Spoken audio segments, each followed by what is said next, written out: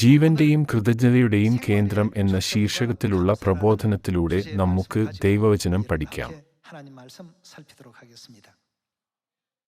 കൂടുതൽ ചിന്തിക്കാതെ നമ്മെ കോപിപ്പിക്കുന്നതോ അസ്വസ്ഥമാക്കുന്നതോ ആയ സാഹചര്യങ്ങളിൽ നാം പലപ്പോഴും ഏർപ്പെടുകയും നിഷേധാത്മകമായ ചിന്തകൾ ഉണ്ടാകുവാൻ നമ്മെ പ്രേരിപ്പിക്കുകയും ചെയ്യുന്നു. ഈ വിഷയത്തെക്കുറിച്ച് ഇന്ന് ദൈവത്തിന്റെ ഉപദേശങ്ങൾക്കിടയിൽ നമുക്ക് നമ്മുടെ ജീവിതം കൃതജ്ഞതയിൽ കേന്ദ്രീകരിച്ച് ജീവിക്കാം എന്ന സന്ദേശം നിങ്ങളുമായി പങ്കിടാൻ ഞാൻ ഗ്രഹിക്കുന്നു. രാവിലെ ഉണർന്നു കഴിഞ്ഞാൽ ജീവിതത്തിന്റെ ശ്രദ്ധ കൃതജ്ഞതയിൽ കേന്ദ്രീകരിക്കാൻ ശ്രമിക്കുക. അപ്പോൾ കേൾക്കാൻ അല്പം ബുദ്ധിമുട്ടുള്ള സ്വരവുമായി അംഗങ്ങൾ സംസാരിക്കുമ്പോൾ പോലും നാം കൃതജ്ഞതയിൽ ശ്രദ്ധ കേന്ദ്രീകരിക്കുകയാണെങ്കിൽ അവരുടെ വാക്കുകൾ കൃപയോടെ സ്വീകരിക്കാൻ കഴിയും.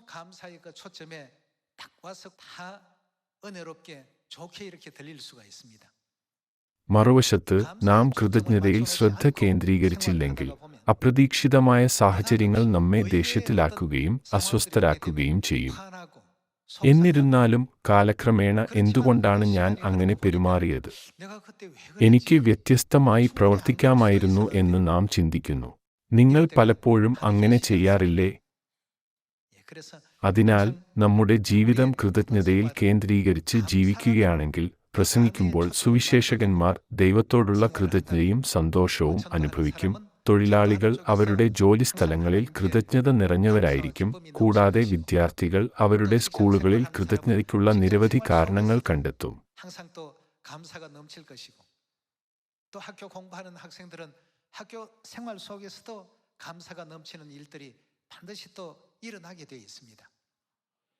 പിതാവും മാതാവും ഇല്ലായിരുന്നുവെങ്കിൽ നന്ദിയുള്ളവരായിരിക്കുവാൻ നമുക്ക് എന്തെങ്കിലും ഉണ്ടാകുമായിരുന്നോ? പ്രപഞ്ചത്തിലെ ഭൂമി വളരെ നിസ്സാരമായ നക്ഷത്രങ്ങളിൽ ഒന്ന് മാത്രമാണ്. എന്നിരുന്നാലും നമ്മുടെ പാപങ്ങൾക്കു വേണ്ടി പ്രായശ്ചിത്തം ചെയ്യാനാണ് സ്വർഗീയ പിതാവും സ്വർഗീയ മാതാവും ഈ ലോകത്തിലേക്ക് വന്നത്. ബൈബിളിലെ പ്രവചനങ്ങൾ അനുസരിച്ച് തന്നെ ബലി കഴിക്കാൻ ദൈവം മടി കാണിച്ചില്ല. നാം നന്ദിയുള്ളവരായിരിക്കേണ്ടതിന് ദൈവം നമുക്ക് എന്താണ് നൽകിയത് എന്ന് ചിലർ ചോദിക്കുന്നു. ഈ ഭൂമിയിലേക്കുള്ള തന്റെ വരവ് കൃതജ്ഞതയ്ക്കുള്ള ഒരു കാരണമാണ്. താൻ വന്നില്ലായിരുന്നുവെങ്കിൽ പോലും തന്റെ ജോലി അവസാനിക്കുമായിരുന്നോ? ഇല്ല. എന്നിരുന്നാലും നമ്മെ വിലയേറിയവരായി കണക്കാക്കുമ്പോൾ അവിടുന്ന് സ്വർഗത്തിൽ തന്റെ സിംഹാസനം ഉപേക്ഷിച്ച് ഈ ഭൂമിയിലേക്ക് വന്നു. ഇത് ശരിക്കും അത്ഭുതകരമായ ഒരു പ്രവൃത്തിയാണ്. അതിനായി നാം വളരെ നന്ദിയുള്ളവരാണ്.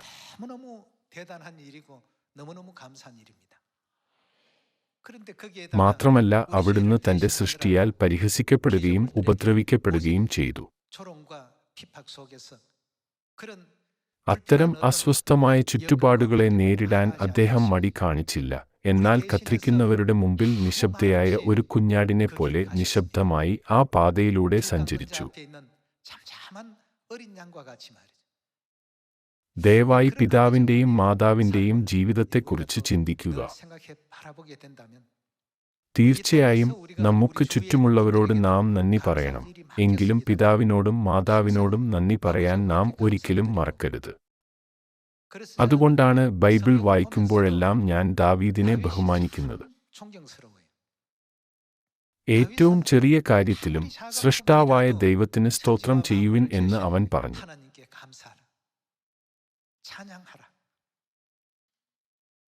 അവന്റെ എല്ലാ പ്രവൃത്തികളിലും നമുക്ക് ഏറ്റവും കൂടുതൽ കണ്ടെത്താൻ കഴിയുന്ന ഒരു കാര്യം കൃതജ്ഞതയാണ്.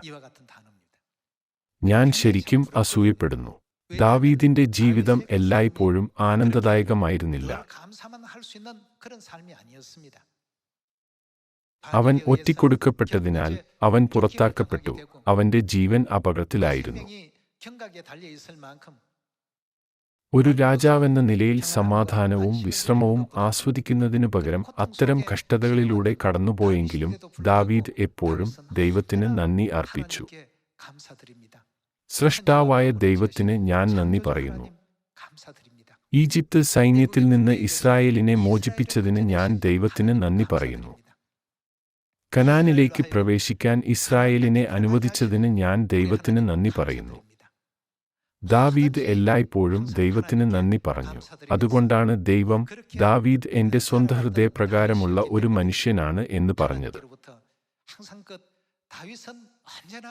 ദൈവം അവനിൽ സംതൃപ്തനായിരുന്നു.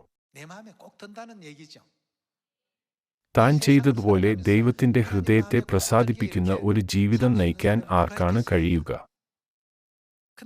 ദാവീദ് തന്റെ ജീവിതത്തിലെ ഓരോ നിമിഷത്തിലും ദൈവത്തിന് നന്ദി അർപ്പിച്ചു. അതിലും ഇതിലും ഞാൻ നന്ദിയുള്ളവനാണ്. തന്റെ മകൻ അബ്ശാലോമിന്റെ ഒറ്റിക്കൊടുക്കൽ കാരണം അവന്റെ ജീവൻ അപകടത്തിലായിരുന്ന നിമിഷങ്ങളിൽ പോലും കർത്താവാണ് എന്റെ ഇടയൻ, എനിക്ക് ഒന്നിലും കുറവില്ല എന്ന് പറഞ്ഞുകൊണ്ട് അവൻ അപ്പോഴും ദൈവത്തിന് നന്ദി പറഞ്ഞു. തീർച്ചയായും എങ്ങനെ നന്ദിയുള്ളവരായിരിക്കണമെന്ന് അറിയാൻ ദൈവം വിശ്വാസത്തിന്റെ ഹൃദയത്തിന്റെ കണ്ണുകൾ തുറന്നതുകൊണ്ടാണെന്ന് ഞാൻ കരുതുന്നു. എന്നാൽ നിങ്ങൾ ബൈബിളിൽ മുഴുവൻ എവിടെ നോക്കിയാലും ദാവീദിന്റെ അത്രയും നന്ദി അർപ്പിക്കുന്ന ഒരു ഉദാഹരണം കണ്ടെത്താൻ പ്രയാസമാണ്. ഇനി മുതൽ നിങ്ങൾ അതിനായി തയ്യാറെടുക്കാൻ തുടങ്ങിയാൽ നിങ്ങൾക്ക് ഇപ്പോഴും സ്വർഗത്തിലെ കൃതജ്ഞതാ പുരസ്കാരം സ്വീകരിക്കാൻ കഴിയും. അതിനാൽ നമുക്ക് എപ്പോഴും ദൈവത്തോടാണ് നന്ദി പറയേണ്ടത്. നമ്മൾ ഒരുപാട് നന്ദി പറയുമ്പോൾ എല്ലാം ശരിയായി കാണപ്പെടുന്നു.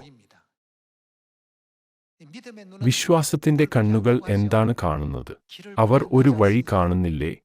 എന്നാൽ പിറുപിറുപ്പ്, സംശയം അല്ലെങ്കിൽ മടി എന്നിവയോടുകൂടെയുള്ള കണ്ണുകളുടെ കാര്യം എങ്ങനെയാണ്? അവർക്ക് കാണാൻ കഴിയുന്നത് തടസ്സങ്ങളാണ്. എന്നാൽ വിശ്വാസത്തിന്റെ കണ്ണുകളിലൂടെ നോക്കുമ്പോൾ അവ തടസ്സങ്ങളല്ല, മറിച്ച് പാതയാണ് കാണുന്നത്. ഇവിടെ കാഴ്ചപ്പാട് പൂർണ്ണമായും മാറുന്നു. എല്ലാ വർഷവും സ്വർഗീയ കുടുംബാംഗങ്ങൾ യെരൂശലേമിലേക്ക് മടങ്ങുമ്പോൾ ഓരോരുത്തരും എല്ലാത്തരം ബുദ്ധിമുട്ടുകളിലൂടെയും കടന്നുപോകുന്നു. എന്നാൽ അവർ സുരക്ഷിതമായി സിയോനിൽ എത്തി പിതാവും മാതാവും ആശ്ലേഷിക്കുന്നു എന്ന വസ്തുത എന്നെ കൃതജ്ഞതയോടെ നിറയ്ക്കുന്നു. നമ്മുടെ എല്ലാ സിയോൻ കുടുംബാംഗങ്ങളും വളരെയധികം അനുഗ്രഹങ്ങൾ നേടുമെന്ന് ഞാൻ പ്രതീക്ഷിക്കുന്നു. അങ്ങനെ നാം പിതാവിന്റെയും മാതാവിന്റെയും കൈകൾ പിടിച്ച് സ്വർഗത്തിൽ ഒരുമിച്ച് പ്രവേശിക്കാം. ഒരു അമ്മയും മകളും ഒരു പലചരക്ക് കടയിൽ പഴങ്ങൾ വാങ്ങാൻ പോയി. പലചരക്ക് കടയുടെ ഉടമ കുട്ടിക്ക് ഒരു ആപ്പിൾ സമ്മാനമായി നൽകി.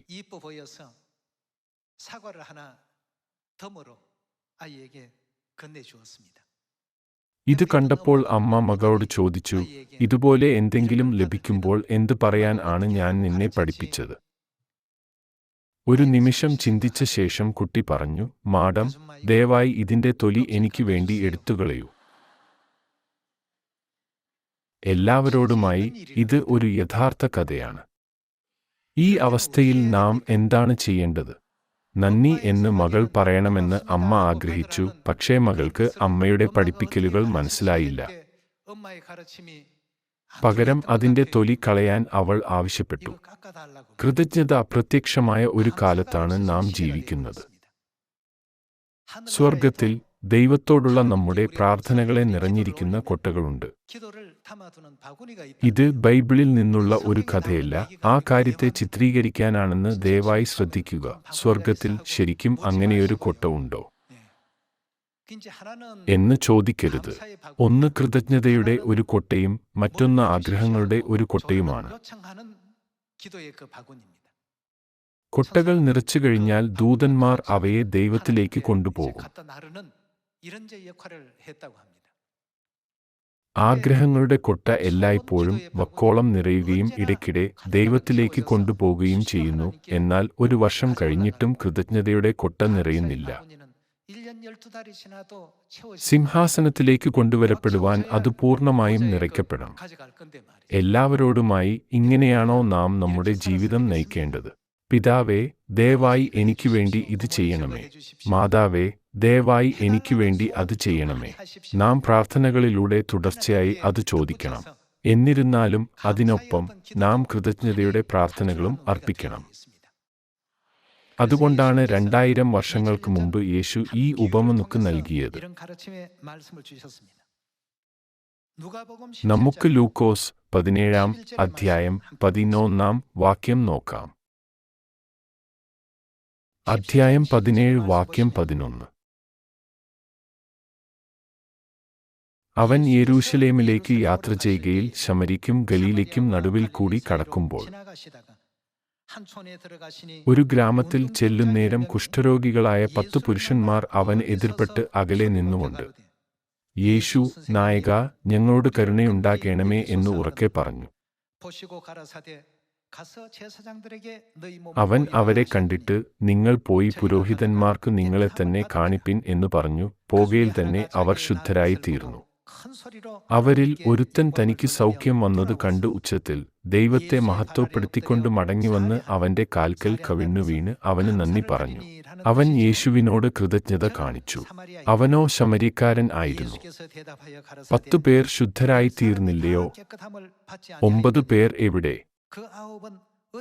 ഈ അന്യജാതിക്കാരനല്ലാതെ ദൈവത്തിന് മഹത്വം കൊടുപ്പാൻ മടങ്ങിവന്നവരായി ആരെയും കാണുന്നില്ലല്ലോ എന്ന് യേശു പറഞ്ഞിട്ട് അവനോട്, എഴുന്നേറ്റ് പൊയ്ക്കൊള്ളുക, നിന്റെ വിശ്വാസം നിന്നെ രക്ഷിച്ചിരിക്കുന്നു എന്നു പറഞ്ഞു. എല്ലാവരോടുമായി മുൻകാലങ്ങളിൽ കുഷ്ഠം മിക്കവാറും പരിഹരിക്കാനാവാത്ത രോഗമായി കണക്കാക്കപ്പെട്ടിരുന്നു, അല്ലേ? യേശുക്രിസ്തുവിന്റെ ശക്തിയാൽ ഈ സുഖപ്പെടുത്താനാവാത്ത രോഗം സുഖപ്പെടുത്തപ്പെട്ടു. അവർ എത്ര നന്ദിയുള്ളവരായിരിക്കണം! ഇതുപോലെയാണ് നമ്മൾ. ദൈവം നമ്മുടെ എല്ലാ ആഗ്രഹങ്ങളും നടത്തി, എന്നിട്ടും നാം നന്ദി അർപ്പിക്കുന്നതിൽ പരാജയപ്പെടുന്നു. നമുക്ക് എങ്ങനെ നന്ദി പറയണമെന്ന് അറിയില്ല. ദയവായി എനിക്കായി ഇതിന്റെ തൊലി കളയൂ എന്ന് പറയുന്ന കുട്ടിയെപ്പോലെ അസംബന്ധമായ അഭ്യർത്ഥനകൾ നടത്തുന്നു. ആ നിമിഷം നിസ്സംശയമായും നന്ദിയുടെ നിമിഷമാണ്. അതുകൊണ്ടാണ് യേശു ചോദിച്ചത്, 10 പേരും ശുദ്ധരായിരുന്നില്ലേ? എന്നിട്ടും ഒരുവൻ മാത്രമേ നന്ദി പറയാൻ മടങ്ങി വന്നിട്ടുള്ളൂ. ബാക്കി 9 പേരെവിടെ? ഞാൻ ഈ വചനം വായിക്കുമ്പോഴെല്ലാം നമ്മെക്കുറിച്ച് ചിന്തിക്കുവാൻ ഇടയാകുന്നു. പ്രാർത്ഥനകളിലൂടെ നാം ദൈവത്തോട് ചോദിക്കുമ്പോൾ ദൈവം നമുക്ക് സമൃദ്ധമായ ഉത്തരങ്ങൾ നൽകുന്നു.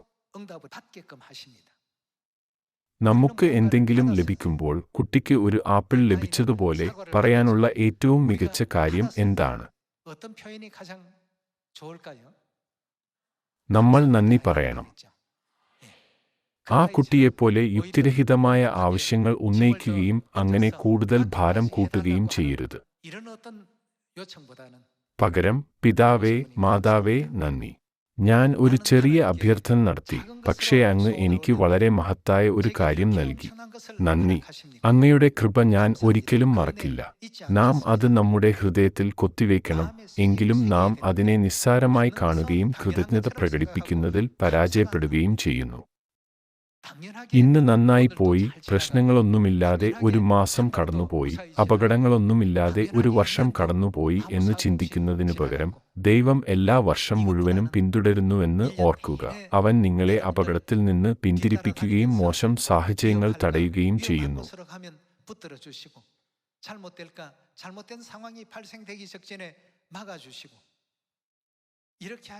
ഇന്നലെയും ഇന്നും നിങ്ങൾ സുഖം പ്രാപിച്ചു എന്നതുകൊണ്ട് ദൈവത്തിന്റെ ഉത്സാഹപൂർവമായ പരിശ്രമങ്ങളെ നിസ്സാരമായി കാണരുത്. അങ്ങനെയെങ്കിൽ എന്തുകൊണ്ടാണ് മറ്റുള്ളവർ ഇത്രയധികം അപകടങ്ങളും ദുരിതങ്ങളും അനുഭവിക്കുന്നത്? നാം എല്ലാവരും ഒരേ പരിസ്ഥിതിയിലാണ് ജീവിക്കുന്നത്, എന്നിട്ടും നാം സുഖമായിരിക്കുന്നു. പക്ഷേ എന്തുകൊണ്ട് അവർ അങ്ങനെയല്ല? ദൈവം എല്ലാ അപകടങ്ങളെയും പ്രയാസങ്ങളെയും തടയുന്നു. തന്റെ അദൃശ്യമായ കൈകൊണ്ട് നമ്മെ സംരക്ഷിക്കുന്നു. അങ്ങനെ നമുക്ക് സുരക്ഷിതമായി സ്വർഗത്തിൽ പ്രവേശിക്കാനാകും. നമുക്ക് അവന്റെ സംരക്ഷണം രാത്രി അഗ്നിസ്തംഭവും പകൽ മേഘസ്തംഭവുമായി കാണുവാൻ സാധിക്കണം. നമ്മുടെ പിതാവും മാതാവും അധ്വാനിക്കുന്ന പരിശ്രമങ്ങൾ നാം കാണാം.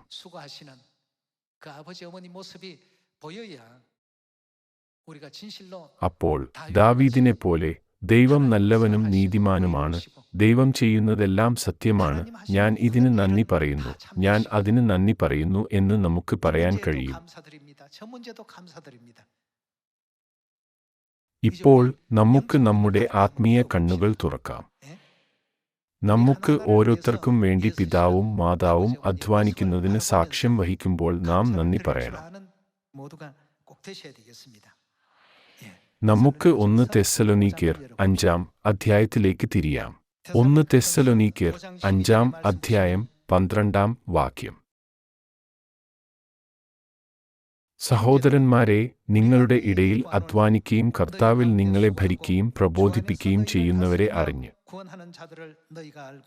അവരുടെ വേലനിമിത്തം ഏറ്റവും സ്നേഹത്തോടെ വിചാരിക്കണം എന്ന് നിങ്ങളോട് അപേക്ഷിക്കുന്നു. തമ്മിൽ സമാധാനമായിരിപ്പിൻ. സഹോദരന്മാരെ, ഞങ്ങൾ നിങ്ങളെ പ്രബോധിപ്പിക്കുന്നത് ക്രമം കെട്ടവരെ ബുദ്ധിയുപദേശിപ്പിൻ, ഉൾക്കരുത്തില്ലാത്തവരെ ധൈര്യപ്പെടുത്തുവിൻ, ബലഹീനരെ താങ്ങുവിൻ, എല്ലാവരോടും ദീർഘക്ഷമ കാണിപ്പിൻ. ആരും തിന്മയ്ക്കു പകരം തിന്മ ചെയ്യാതിരിപ്പാൻ നോക്കുവിൻ. തമ്മിലും എല്ലാവരോടും എപ്പോഴും നന്മ ചെയ്തുകൊണ്ടിരിപ്പിൻ. എപ്പോഴും സന്തോഷിപ്പിൻ, ഇടവിടാതെ പ്രാർത്ഥിപ്പിൻ. നാം എന്താണ് ചെയ്യേണ്ടത്? എല്ലാറ്റിനും സ്തോത്രം ചെയ്യുവിൻ.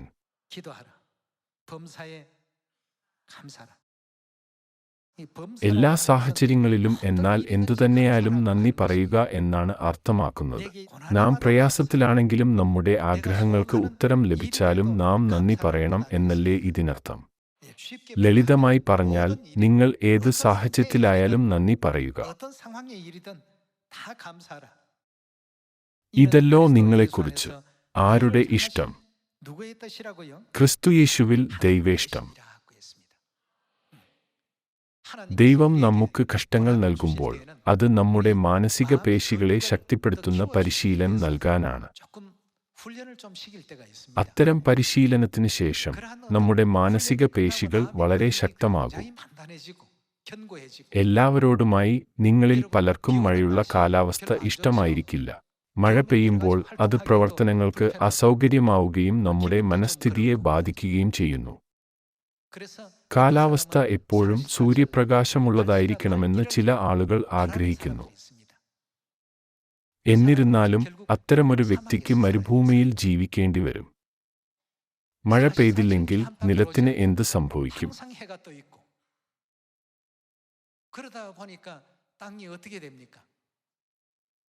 ഈർപ്പം ഇല്ലാത്തതിനാൽ മരങ്ങൾക്ക് അവിടെ വളരാൻ കഴിയില്ല. ഭൂമി എല്ലാ ജീവജാലങ്ങളും നശിക്കുന്ന സ്ഥലമായി മാറുന്നു.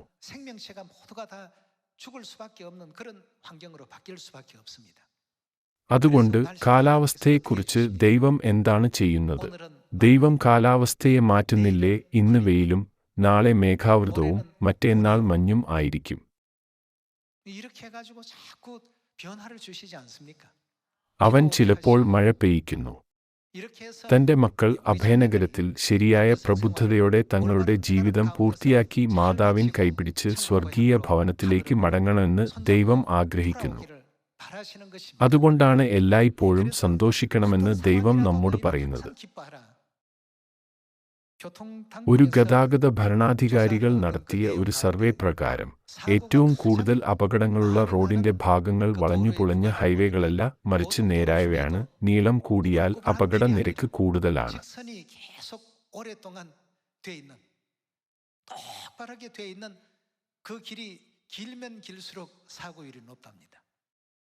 ഫലം നമ്മുടെ പ്രതീക്ഷകൾക്ക് വിരുദ്ധമാണ്. ചിലപ്പോൾ പാത വളയുകയും ചില സമയങ്ങളിൽ ഉയരങ്ങൾ ഉൾപ്പെടുകയും ചെയ്യുന്നു. അത്തരം സവിശേഷതകളോടെയാണ് നമുക്ക് യാത്ര സുരക്ഷിതമായി പൂർത്തിയാക്കാൻ കഴിയുന്നത്. എല്ലാവരോടുമായി ദൈവം നമ്മെ എത്രമാത്രം സ്നേഹിക്കുന്നു! അവിടുന്ന് നമ്മെ വളരെയധികം സ്നേഹിക്കുന്നു. അവിടുന്ന് ഈ ഭൂമിയിലേക്ക് വരികയും നമുക്കുവേണ്ടി ക്രൂശിക്കപ്പെടുകയും ചെയ്തു. അത്തരം സ്നേഹത്തിന്റെ ദൈവം നമുക്ക് ഒരു ചെറിയ ബുദ്ധിമുട്ട് നൽകുമ്പോൾ അത് യഥാർത്ഥത്തിൽ ഒരു തടസ്സമല്ല. നമ്മുടെ മാനസിക പേശികളെ ശക്തിപ്പെടുത്താനുള്ള നിമിഷം കണക്കിലെടുക്കുമ്പോൾ ദാവീദ് ചെയ്തപോലെ നാം എപ്പോഴും ദൈവത്തിന് നന്ദി അർപ്പിക്കണം. എല്ലാ സാഹചര്യങ്ങളിലും നന്ദി എന്ന് നാം പറയണം. എന്റെ ജീവിതത്തിന്റെ ആത്യന്തിക കേന്ദ്രം കൃതജ്ഞതയാണ് എന്ന് ഒരു തീരുമാനമെടുക്കണം.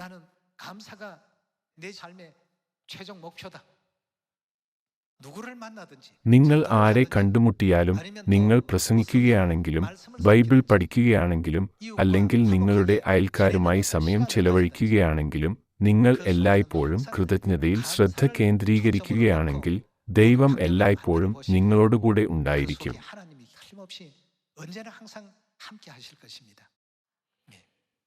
നമുക്ക് 2 ശമൂവേൽ 22-ാം അധ്യായത്തിലേക്ക് പോകാം. കൃതജ്ഞതയിൽ ശ്രദ്ധ കേന്ദ്രീകരിക്കുക എന്ന ലക്ഷ്യത്തോടെ ഈ വർഷം നമുക്ക് സ്വർഗീയ പിതാവിനും സ്വർഗീയ മാതാവിനും സമൃദ്ധമായ നന്ദിയും മഹത്വവും നൽകാം.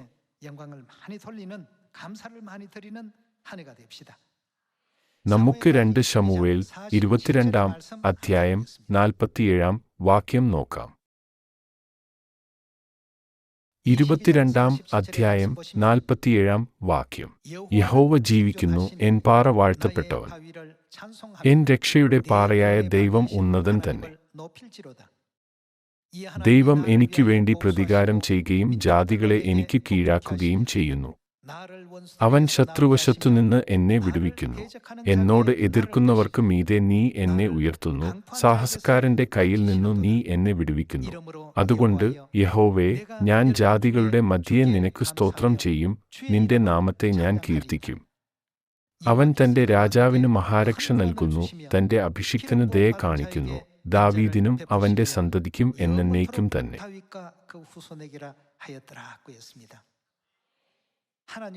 ദാവീദ് നല്ല ആത്മീയ ധാരണയുള്ളവനും ദൈവത്തെക്കുറിച്ച് ബോധമുള്ളവനായിരുന്നു. ഇവയെല്ലാം എന്റെ നന്മയ്ക്കു വേണ്ടിയാണ്. ദൈവം തന്റെ തിരഞ്ഞെടുക്കപ്പെട്ട ജനത്തിനു വേണ്ടി വിവിധ രീതികളിൽ കഠിനാധ്വാനം ചെയ്യുന്നു.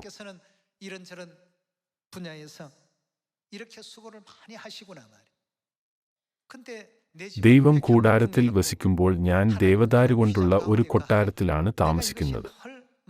ഇത് എല്ലായ്പ്പോഴും എന്നെ അലട്ടുന്നു. ഇക്കാരണത്താലാണ് ദാവീദ് ദൈവത്തിന് ഒരു ആലയം പണിയാൻ തീരുമാനിച്ചത്. പിന്നെ ദൈവം പറഞ്ഞു, നീ ഒരു യോദ്ധാവാകിയാലും വളരെ രക്തം ചൊരിഞ്ഞിരിക്കയാലും നിന്റെ പുത്രന്റെ തലമുറയിൽ നിന്റെ ആഗ്രഹം നിറവേറട്ടെ. ആത്യന്തികമായി ദാവീദിന്റെ പുത്രനായ ശലോമോനായിരുന്നില്ലേ ദൈവത്തിനു വേണ്ടി വിശുദ്ധമന്ദിരം പണിതത്. ദാവീദ് വളരെ ശ്രദ്ധാലുവായിരുന്നു. എന്തൊക്കെ കാര്യങ്ങളിൽ എനിക്ക് നന്ദിയുള്ളവനായിരിക്കാൻ കഴിയും എന്ന് അവൻ ചിന്തിച്ചു. ഇന്ന് ഉണരുകയും ശ്വസിക്കാൻ കഴിയുകയും ചെയ്താൽ പോലും നാം എന്താണ് ചെയ്യേണ്ടത്? നമ്മൾ നന്ദിയുള്ളവരായിരിക്കണം. ഉറക്കത്തിൽ മരണപ്പെടുന്ന ആളുകളുമുണ്ട്. മാത്രമല്ല, ഉണരാനും സുവിശേഷത്തിൽ പങ്കെടുക്കാനും ദൈവം നമ്മെ അനുവദിച്ചിട്ടില്ലേ? നിങ്ങൾ ശ്രദ്ധാപൂർവം ചിന്തിച്ചാൽ ദാവീദ് ചെയ്തപോലെ കൃതജ്ഞതയോടെ നമുക്ക് എല്ലാത്തിനും സമാപിക്കാം. നമുക്ക് 1 ദിനവൃത്താന്തം 29-ാം അധ്യായം 10-ാം വാക്യം നോക്കാം. പിന്നെ ദാവീദ് സർവ്വസഭയുടെയും മുമ്പാകെ യഹോവയെ സ്തുതിച്ചു ചൊല്ലിയതെന്തെന്നാൽ, ഞങ്ങളുടെ പിതാവായ ഇസ്രായേലിൻ ദൈവമായ യഹോവേ, നീ എന്നും യഹോവേ. മഹത്വവും ശക്തിയും തേജസ്സും യശസ്സും മഹിമയും നിനക്കുള്ളത്. സ്വർഗത്തിലും ഭൂമിയിലുമുള്ളതൊക്കെയും നിനക്കുള്ളതല്ലോ. യഹോവേ, രാജത്വം നിനക്കുള്ളതാകുന്നു. നീ സകലത്തിനും മീതെ തലവനായിരിക്കുന്നു.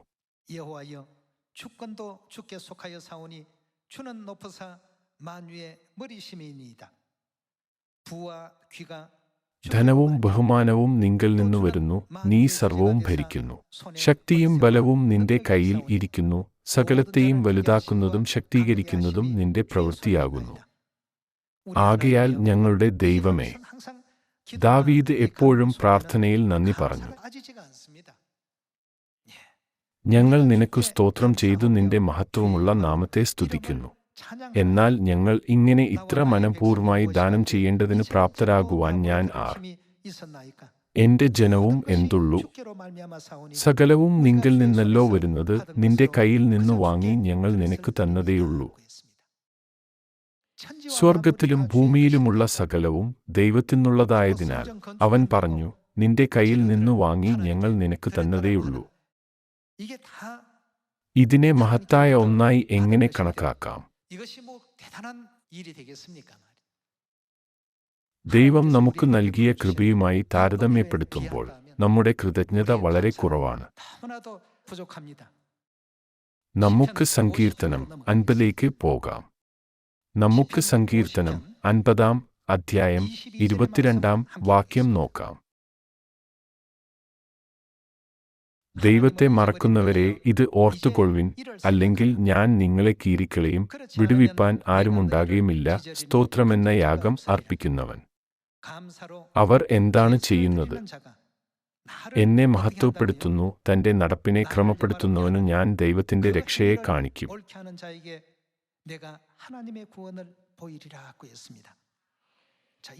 NLT ബൈബിളിൽ ഇങ്ങനെ എഴുതിയിരിക്കുന്നു, എന്നാൽ നന്ദി പറയുന്നത് എന്നെ ശരിക്കും ബഹുമാനിക്കുന്ന ഒരു യാഗമാണ്.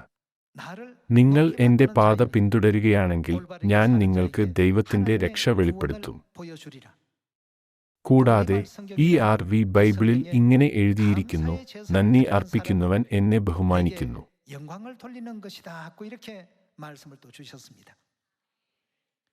ബൈബിളിലെ ഈ പഠിപ്പിക്കലുകളെക്കുറിച്ച് നാം ചിന്തിക്കുമ്പോൾ പിറുപിറുക്കലും പരാതിപ്പെടലും നന്ദി പറയുന്നതിന്റെ എതിർപ്പുകളല്ലേ? അവ നമ്മുടെ ജീവിതത്തെ സ്വർഗത്തിൽ നിന്നും ഒരു വഴിത്തിരിവിലേക്ക് നയിക്കുന്നില്ലേ?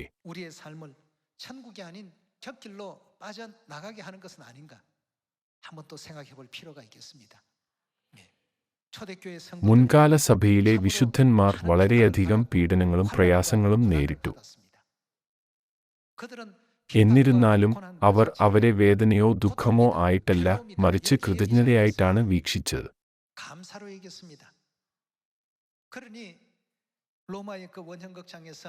സിംഹങ്ങൾക്ക് ആഹാരമായി തീർന്നുകൊണ്ട് രക്തസാക്ഷിത്വം വരിച്ച നിമിഷം വരെ അവരുടെ മുഖങ്ങളിൽ സന്തോഷവും സ്വർഗരാജ്യത്തിനായുള്ള പ്രത്യാശയും നിറഞ്ഞിരുന്നു.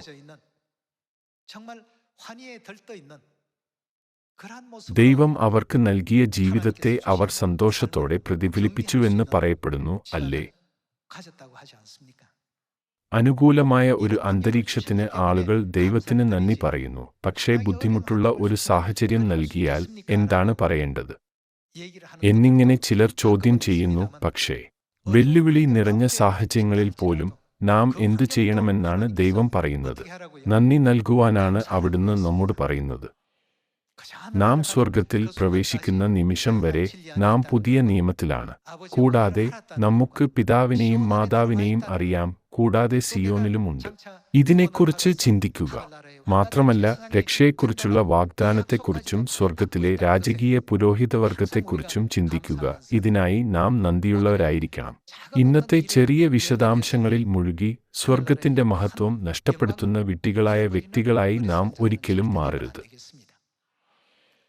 കൃതജ്ഞതാബലി അർപ്പിക്കുന്നവർ ദൈവത്തെ മഹത്വപ്പെടുത്തുന്നു എന്ന് എഴുതിയിരിക്കുന്നു. അപ്പോൾ നന്ദി പറയാതെ പകരം പരാതിപ്പെടുന്നവർക്ക് ദൈവത്തെ മഹത്വപ്പെടുത്താൻ കഴിയില്ലെന്ന് നമുക്ക് മനസ്സിലാക്കുവാൻ സാധിക്കും. അങ്ങനെ 1 കൊരിന്ത്യർ 10-ാം അധ്യായം അനുസരിച്ച് ആരാണ് മരുഭൂമിയിൽ വെച്ച് നശിച്ചുപോയത്? പിറുപിറുത്തവർ നശിപ്പിക്കപ്പെട്ടു. പിറുപിറുപ്പ് ഒരു തുടക്കം മാത്രമായിരുന്നു. അവർ പിറുപിറുക്കുമ്പോൾ മോശമായ പേശികൾ വികസിക്കുന്നു. അതിനാൽ അത് അനുസരണക്കേടിലേക്ക് നയിക്കുന്നു. ദൈവം കൽപ്പിച്ചതിനെക്കുറിച്ച് അവർ പിറുപിറുത്തു. അത് വിയോജിപ്പുള്ളതായി കണ്ടെത്തി. ഈ രീതിയിൽ പിറുപിറുപ്പ് അനുസരണക്കേടിലേക്ക് നയിച്ചു. അതിനാൽ ദൈവം പറഞ്ഞു, ഈ ജനം എന്റെ രാജ്യത്തിൽ പ്രവേശിക്കുകയില്ലെന്ന് ഞാൻ സത്യമായി പറയുന്നു. ദൈവം ഒരു ശപഥം ചെയ്തു. ദൈവം ഒരു ശപഥം ചെയ്യുമ്പോൾ അത് തിരികെ എടുക്കാൻ കഴിയില്ല. അനുസരണക്കേട് പിറുപിറുപ്പിൽ വേരൂന്നിയിരിക്കുന്നു. പിറുപിറുപ്പ് നന്ദിയില്ലാത്ത ഹൃദയത്തിൽ നിന്നും വരുന്നു.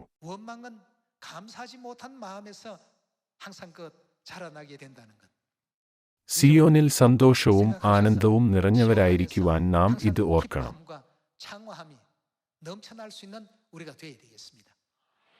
എല്ലാവരോടുമായി ഇന്ന് സ്വയം ചിന്തിക്കുക. കൂടാതെ കഴിഞ്ഞ വർഷത്തെക്കുറിച്ചും നിങ്ങളുടെ മുഴുവൻ ജീവിതത്തെക്കുറിച്ചും ചിന്തിക്കുക. നിങ്ങൾ സ്വർഗത്തിൽ നിന്ന് പുറത്താക്കപ്പെട്ട നിമിഷം മുതൽ ചിന്തിക്കുക.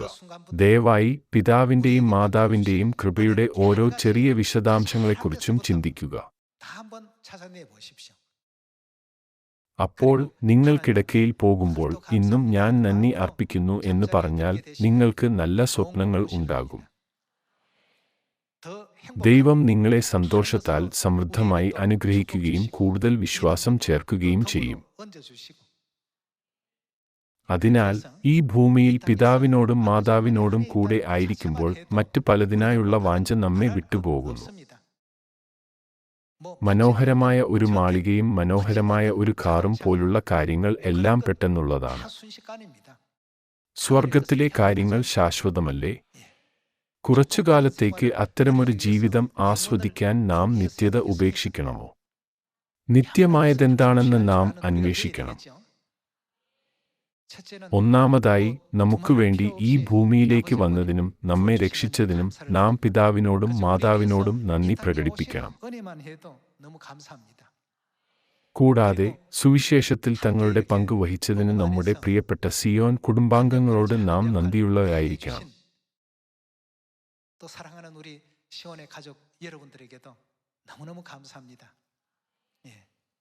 മാത്രമല്ല, നന്ദി പ്രകടിപ്പിക്കാൻ നമ്മുടെ കുടുംബത്തെയോ ബന്ധുക്കളെയോ പരിചയക്കാരെയോ സുഹൃത്തുക്കളെയോ വിളിക്കാൻ മറക്കരുത്.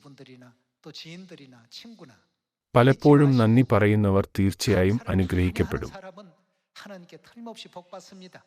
രക്ഷയുടെ ഉറവിടമായ പിതാവിൻ്റെയും മാതാവിൻ്റെയും ഉപദേശങ്ങൾ കൃതജ്ഞതയ്ക്ക് ഊന്നൽ നൽകുന്നതിനാൽ നമ്മുടെ അധരങ്ങൾ ഒരിക്കലും കൃതജ്ഞത അർപ്പിക്കുന്നത് നിർത്താതിരിക്കാൻ നമുക്ക് അവരുടെ ഉപദേശങ്ങൾ പരിശീലിക്കാം. ഇതോടെ ഈ പ്രബോധനം അവസാനിപ്പിക്കാൻ ഞാൻ ആഗ്രഹിക്കുന്നു. വളരെയധികം നന്ദി.